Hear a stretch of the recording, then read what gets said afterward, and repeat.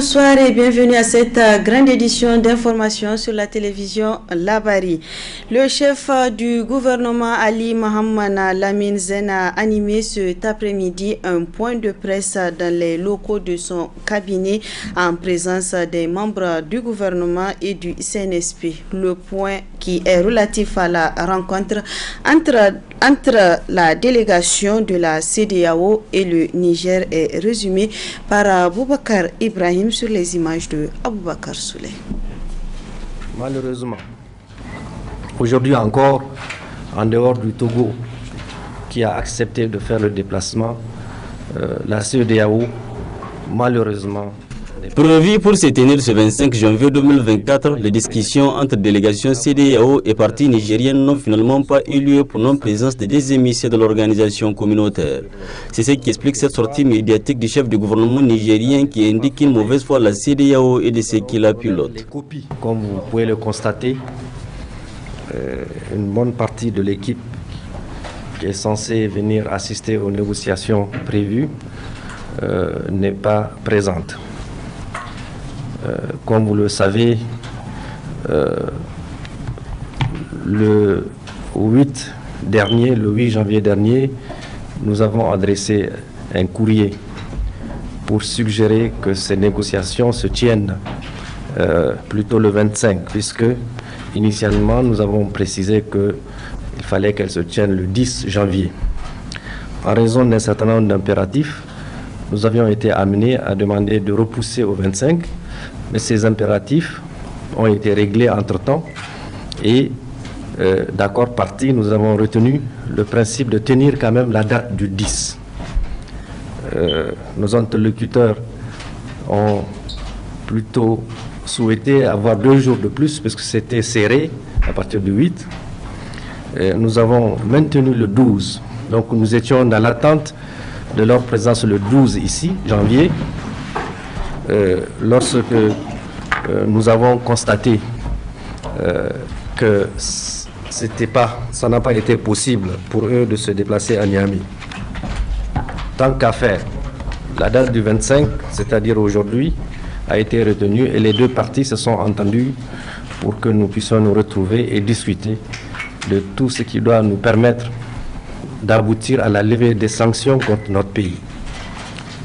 Malheureusement, aujourd'hui encore, en dehors du Togo, qui a accepté de faire le déplacement, la CEDEAO, malheureusement, n'est pas arrivée. Dans un premier temps, ils ont prétexté n'avoir pas l'autorisation de survol et d'atterrissage sur notre territoire. Cela n'étant pas fondé, nous allons vous remettre les copies des 2 autorisations. La première, c'est celle qui permettait à la délégation togolaise, c'est-à-dire le ministre des Affaires étrangères du Togo, le professeur Robert, qui est ici assis, qui a répondu. Il faut profiter pour remercier ce pays, ami, qui a toujours œuvré pour la paix. J'ai ici l'autorisation le concernant. Et il est bien là.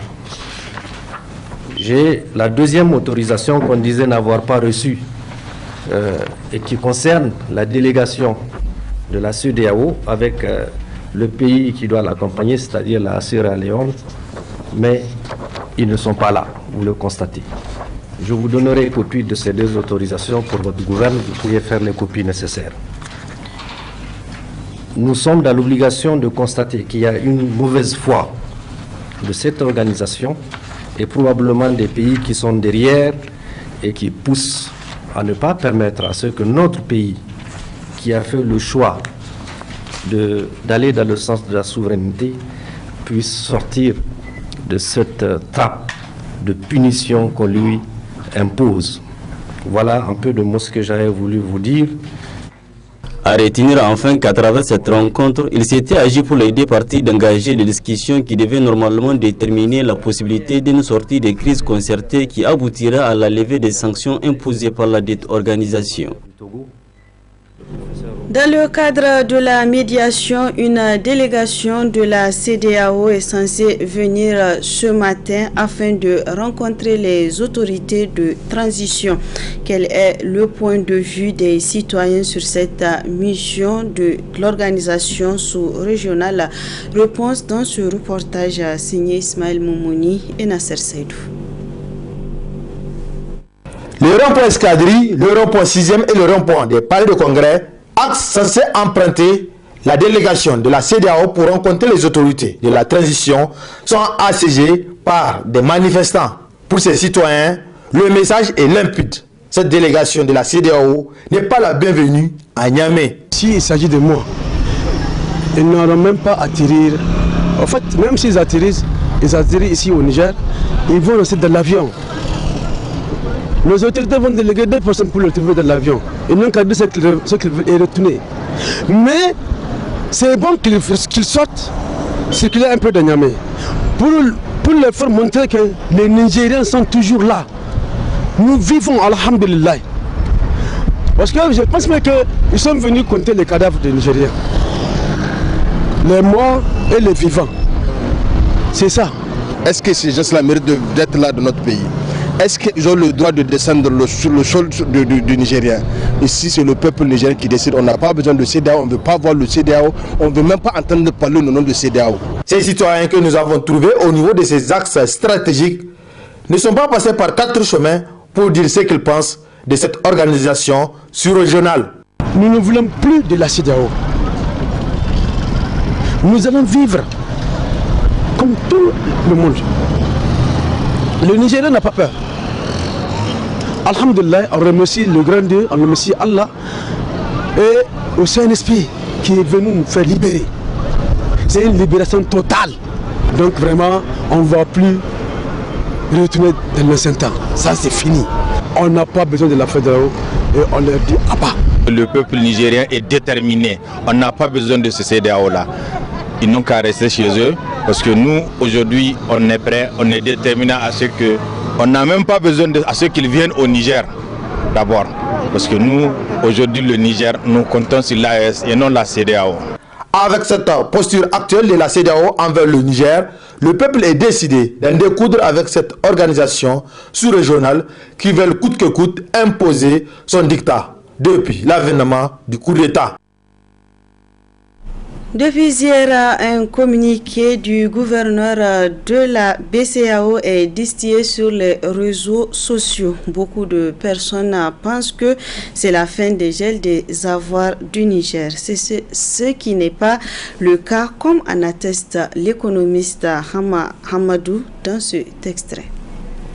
Clairement, selon la note du gouverneur de la Banque centrale du 22 janvier, les avoirs du Niger des établissements publics sont toujours gelés.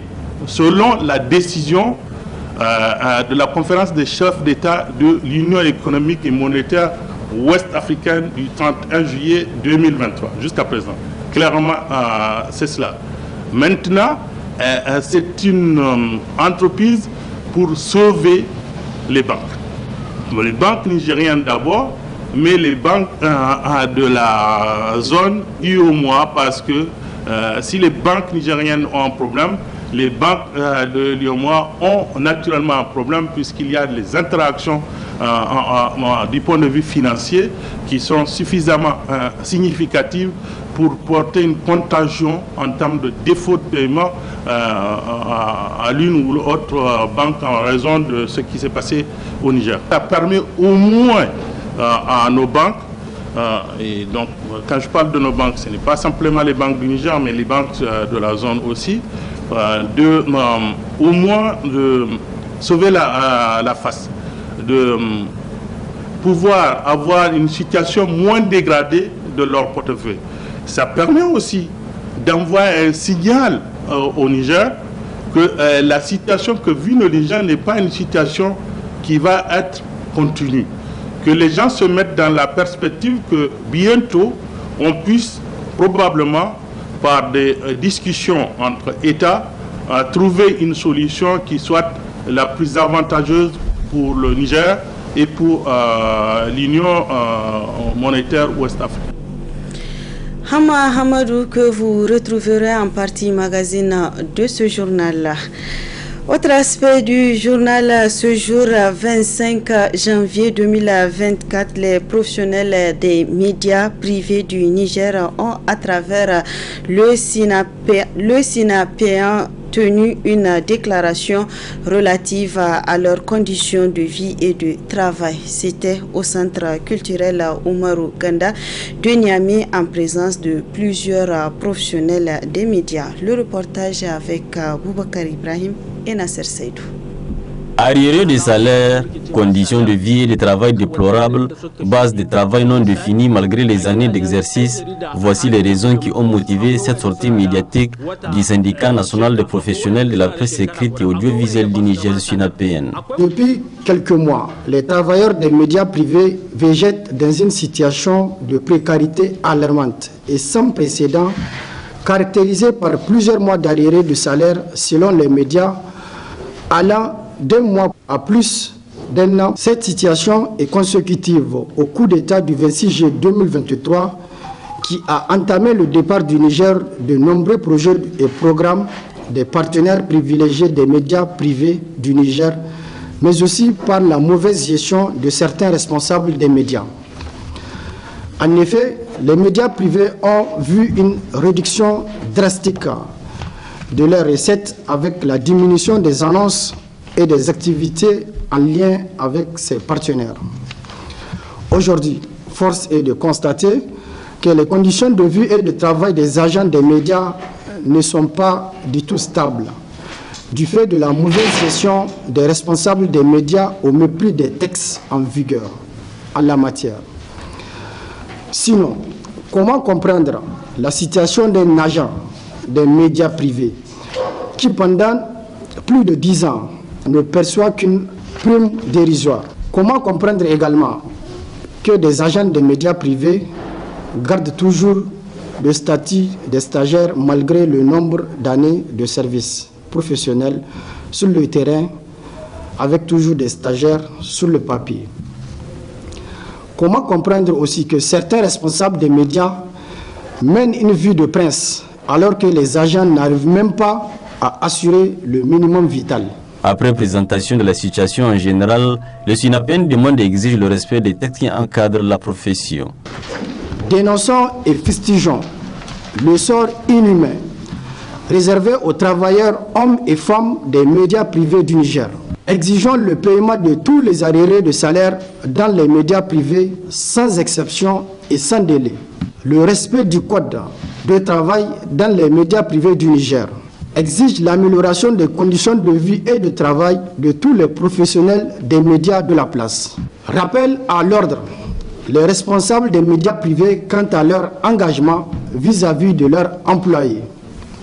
Demande à l'État d'accompagner les médias privés, surtout en ces moments particuliers de notre pays, et d'utiliser dorénavant le fonds d'aide à la presse pour le paiement de tous les arriérés de salaire si les promoteurs ne font pas preuve de bonne foi. Invite les autorités de transition à avoir un œil regardant sur les conditions de vie et de travail des agents des médias privés. Élargi aux hommes et femmes des médias privés, le SINAPEAN invite ainsi les militantes et militants à prendre part à la prière collective qu'il tiendra le jeudi 26 janvier 2024 à partir de 12h30 à la mosquée des Grandes Prières de Niamey. Du sport dans cette édition, la pelouse du stade régional de Tawa est en rénovation depuis le 21 janvier 2024. Des travaux, fruits d'un partenariat entre la FENIFOOT et la Fédération saoudienne de football, vont permettre à la région de l'Ader de se doter d'une pelouse synthétique conforme aux normes internationales. Le reportage avec Ibrahim Tekiri. Face à la dégradation de la pelouse du stade régional de Tawa, les acteurs du football de l'Ader ont adressé une doléance au président de la FENIFOOT. Toujours à l'écoute et proche des membres de la famille du ballon rond, le colonel-major Jibril Himamidi Pelé a déployé une diplomatie offensive à travers le monde pour des appuis multiformes au football nigérien. À titre illustratif, la convention de partenariat signée entre la FENIFOOT et la Fédération saoudienne de football, elle a porté sur plusieurs domaines comme les infrastructures. C'est dans cette optique que les travaux de rénovation de la pelouse du stade régional de Tawa ont débuté ce dimanche 21 janvier 2024 à la grande satisfaction des populations de l'ADER. Les travaux qui ont déjà commencé se dérouleront en 2 phases. La première phase concerne le terrassement qui sera effectué par l'entreprise CDTH pour une durée estimée entre 2 voire 3 semaines. Actuellement, les techniciens sous l'égide d'un contrôleur de la FENIFOOT sont à pied d'œuvre pour la réalisation de cette phase. La deuxième phase sera consacrée à la pose de la pelouse synthétique dans le respect de normes internationales. Au nom des acteurs du football de la région de Tawa, le président de l'association régionale a adressé ses vifs remerciements à la Fédération saoudienne de football et à la FENIFOOT. Il a également annoncé les dispositions prises pour permettre au club de Tawa de disputer leur match à Maradi avant la fin des travaux. L'ensemble des acteurs du football de la région de Tawa, par ma voix, dit merci au président Pelé. Pour rappel, le coût de ces travaux est estimé à 101 millions de francs CFA et il est le fruit de la coopération entre la Fédération saoudienne du football et la FENIFOOT. Une preuve si besoin est du leadership de notre président Pelé sur le plan international. D'autre part, en ce qui concerne la fermeture du stade municipal de Tawa, ce choix n'est pas fortuit. Nous l'avons fait sur des bases objectives, à savoir la proximité avec Maradi et la disponibilité des infrastructures d'accueil. À l'instar de la pelouse du stade d'Ottawa, d'autres travaux de recul de la FENIFOOT sont en phase de lancement ou de finalisation. Des investissements qui visent à accompagner les efforts de l'État pour l'épanouissement de la jeunesse nigérienne. Place à présent la partie magazine de cette édition. Elle est consacrée sur l'interview que nous a accordée l'économiste Hamma Hamadou relatif au communiqué du gouverneur de la CEDEAO, de la BCEAO, autant pour moi. Très bonne réception. Il faut comprendre, merci de la question que vous me posez. D'abord, il faut comprendre un certain nombre de choses. Il y a des situations de droit, il y a des situations de fait. En droit, un État ne peut pas être en défaut de paiement. C'est ça que le droit il dit. Le droit international, et l'État est souverain. Il est souverain et donc il dispose d'un droit de pouvoir régler ses dettes et ses obligations financières par tout moyen. Et donc ça, c'est la première chose qu'il faut comprendre. Parce que les États s'endettent à la fois auprès d'institutions internationales, auprès de pays, mais s'endettent généralement par le biais des bons et obligations du trésor public. Les bons, ce sont donc des titres à court terme, les obligations sont des titres à plus ou moins long terme. Donc ces données sont si importantes pour apprécier après ce qui s'est passé le 22 janvier 2024 concernant deux choses. La première, c'est une note d'analyse d'une des agences, des principales agences de notation souveraine dans le monde. C'est la deuxième agence, elle s'appelle au monde en termes de volume d'affaires, elle s'appelle Moody's, c'est une agence américaine. La première, c'est Standard & Poor's, et puis la troisième, c'est Fitch. Donc Moody's est la deuxième agence internationale de notation souveraine. Donc Moody's, dans la journée du 22 janvier 2024, a sorti une note d'analyse qui suggère que le trésor public nigérien peut être amené à ne pas pouvoir honorer ses obligations vis-à-vis de ses créanciers. Voilà ce qu'elle dit. Mais il faut déjà comprendre que Moody's, au mois de novembre 2023, a déjà rétrogradé la note de l'État du Niger qui était du B3, donc une note à haut risque, à CAA2. CAA2, ça suppose que c'est du très haut risque. On pourrait être amené à ne pas pouvoir payer nos engagements financiers. Et donc ça, il ne faudrait pas que les gens le manquent. Et donc le 22, Moody's dit, ok, en raison d'un certain nombre de titres arrivés à échéance, donc de bons et obligations du trésor public nigérien, et d'une accumulation donc d'échéances impayées pour à peu près 485 millions de dollars sur la période post-31 juillet 2023, eh bien, qu'il y a un risque pour les investisseurs. Parce que je vous ai bien dit qu'un État ne peut pas être en défaut de paiement. Cela n'empêche pas les instituts de notation, donc les agences de notation, de donner des perspectives qui orientent les investisseurs sur un pays ou une banque ou une institution, une entreprise donnée. Donc Moody's dit que malgré le fait que le Niger soit souverain et qu'il est en droit, en mesure donc de payer par des moyens qui lui sont propres ses engagements en termes de bons et obligations du Trésor, à l'échéance donc de ces bons, l'État du Niger pourrait ne pas être en mesure de le faire. Pourquoi il ne serait pas en mesure de le faire? Et c'est là que l'UMOA entre en jeu. L'UMOA, c'est l'Union monétaire ouest-africaine. Parce qu'il faut distinguer l'UMOA, qui est l'organe économique pour l'intégration, et l'UMOA, qui est l'organe chargé de gérer la monnaie unique, ou la monnaie commune, si on le veut. Et donc, c'est cet organe-là qui nous a sanctionné le 31 juillet 2023, qui a dit que, les banques de l'espace UMOA ne doivent plus prendre les bons et obligations du Trésor parce que le Niger n'est pas autorisé à aller sur le marché communautaire.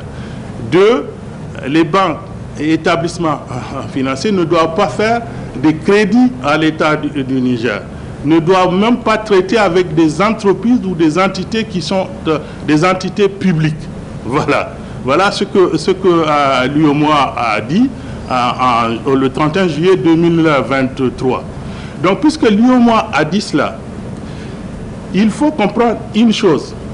Les bons et obligations du Trésor public nigérien sont détenus à la fois par les établissements bancaires, voire des compagnies d'assurance nigériennes, mais également des banques et des compagnies d'assurance de tout l'espace UMOA, puisque c'est dans l'espace UMOA que le Niger est parti sur le marché à chercher des acheteurs de ces bons et obligations. Voilà le sujet.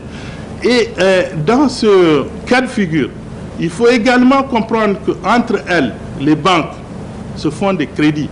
Donc une banque nigérienne peut faire du crédit à une banque malienne, à une banque ivoirienne, à une banque sénégalaise et vice-versa. Et de même que dans le cadre des bons et obligations du Trésor, ces banques peuvent agir en commun de manière solidaire pour acheter un certain nombre de titres. Voilà des choses qui sont en jeu. La crainte qu'avait donc l'UMOA, les autorités de l'UMOA, c'est pour cela que le gouverneur de la Banque centrale a émis un avis qu'attendait depuis fort longtemps, depuis le 31 juillet 2023, l'ensemble des banques de l'Union attendaient un avis donc de l'organisation communautaire. Cet avis devrait venir en principe, de mon opinion, de l'UMOA, c'est-à-dire l'Union monétaire ouest-africaine, donc la commission bancaire de cette UMOA-là, davantage que du gouverneur de la Banque centrale. Parce que dans le fonctionnement de nos institutions, c'est la commission bancaire qui donne les avis davantage que le gouverneur qui dirige l'ensemble de la gestion de la monnaie. Donc il faut donc comprendre ceci. À partir du moment où Moody's dit le Niger peut être sous un risque de défaut de paiement, eh bien, ça implique toutes les personnes dans l'Union qui dispose d'un titre souverain, donc d'un bon ou d'une obligation de trésor du Niger. Donc ça va faire un effet systémique, un effet contagieux. Si une banque avait des difficultés, par les interactions, donc les prêts interbancaires qu'elle a avec d'autres banques, eh ben, elle contamine ces banques-là, parce que cette banque peut être, elle aussi, en défaut de paiement, et donc contaminer les autres banques. Donc c'est cet incendie de Moody's que je crois que la Banque centrale a voulu éteindre. Ce n'est pas en faveur du Niger, simplement, mais c'est en faveur de l'Union. Et c'est pour ça que probablement, ce n'est pas la commission bancaire de l'UEMOA qui a répondu, mais c'est le gouverneur pour aller plus rapidement, puisque les deux courriers datent du 22 juillet. Le courrier de Moody's, en termes de notes d'analyse de la dette du Niger, et puis le courrier du gouverneur de la Banque centrale de l'UEMOA. En réalité, ce n'est pas une gentillesse pour le Niger, mais c'est une affaire de pompiers pour sauver l'ensemble de l'UEMOA. Puisqu'il faut comprendre que dans les faits, ça ne règle pas le véritable problème des Nigériens. Ça ne règle pas le véritable problème de l'économie du Niger. La monnaie devrait servir l'économie. Mais dans ce cas de figure, dans les faits, il n'y a pas une trésorerie en plus pour les établissements bancaires. Il n'y a pas de trésorerie en plus. La Banque centrale ne leur prête pas plus d'argent. Dans une situation normale, la Banque centrale devrait, par le système du roulage de la dette, prêter de l'argent aux banques pour leur permettre donc d'éviter d'être en défaut de paiement. Mais là, ce n'est pas de l'argent supplémentaire que la Banque centrale a donné le 22 janvier, mais elle dit simplement de reconnaître qu'en droit, l'État du Niger est souverain et qu'il est en mesure, en tout cas théoriquement, de rembourser ces échéances-là dès lors qu'une décision aura été prise de lever des sanctions. En quelque sorte, c'est cela qu'on vise. Dès lors que le Niger on lève les sanctions, le Niger pourrait être en mesure de rembourser tout de suite ses bons et obligations du Trésor. Mais pour l'instant, dans les faits, il ne l'est pas. Okay. Et donc la banque demande aux banques commerciales de considérer qu'il l'est. Pas que dans les faits il l'est, mais de considérer qu'il l'est, et donc d'éviter de dégrader leur portefeuille. Parce qu'il y a des mesures chaque mois, chaque trimestre, chaque semestre, de la qualité du portefeuille des banques, c'est-à-dire du niveau d'encaisse, du niveau d'épargne collectée et du niveau d'emploi des ressources, du niveau de créances qui sont revenus impayés ou même de créances douteuses et litigieuses. Quelles sont les créances d'abord qui sont provisionnées? Ce sont les créances douteuses et litigieuses. C'est en les provisionnant, et donc la banque dit: je suis sur la voie de faire une perte, en quelque sorte, en français facile. Et donc, je provisionne pour pouvoir protéger les épargnants, les gens qui déposent leur argent chez moi. Je provisionne pour qu'on voit que, bon, j'ai quelque part un paquet d'argent, au cas où cette créance-là ne revient pas à son domicile, que je puisse quand même rembourser l'épargnant le jour où lui, il souhaite qu'on lui remette cet argent-là.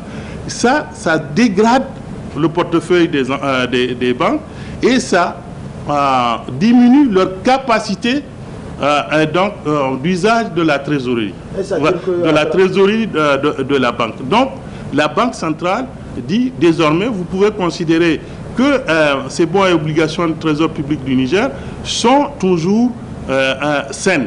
Donc, vous n'avez pas besoin de les provisionner. Voilà ce que la banque dit. Elle dit une chose en droit, elle dit, mais elle ne règle pas le problème qui est un problème de fait. Clairement, selon la note du gouverneur de la Banque centrale du 22 janvier, les avoirs du Niger des établissements publics sont toujours gelés, selon la décision de la conférence des chefs d'État de l'Union économique et monétaire ouest-africaine du 31 juillet 2023, jusqu'à présent. Clairement, c'est cela. Maintenant, c'est une entreprise pour sauver les banques.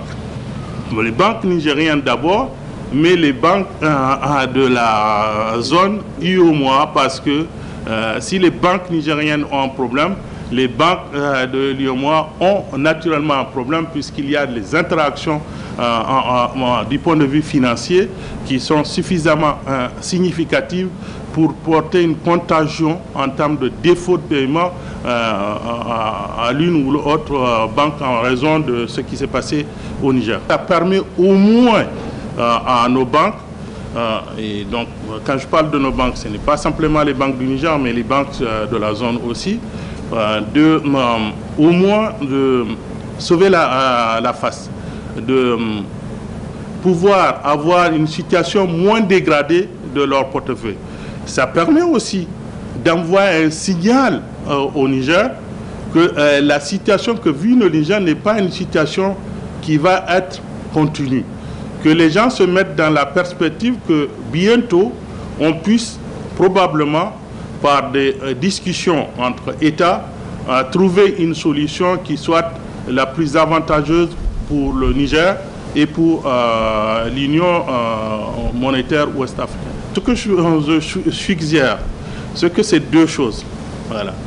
Le fait qu'un État veuille avoir sa monnaie, parce que je vous ai dit tout à l'heure que dans une position normale, l'État du Niger, si elle avait une banque centrale à lui, il suffisait simplement que la banque centrale vienne en appui aux banques qui ont des difficultés par l'injection monétaire. L'injection se ferait comment?